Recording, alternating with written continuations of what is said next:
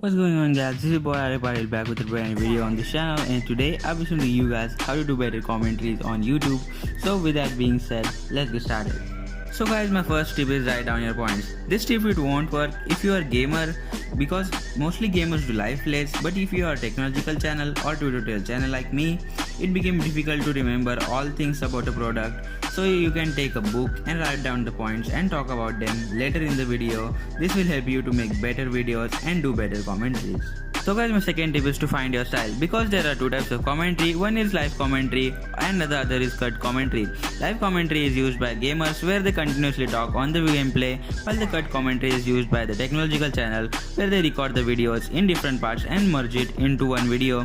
This helps them to make better videos. So give both the styles a try and find out which suits better for you and make better videos.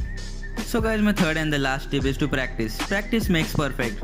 So you have got all the tips. You should now practice to speak and talk better. This will increase your speaking skill and make you sound better.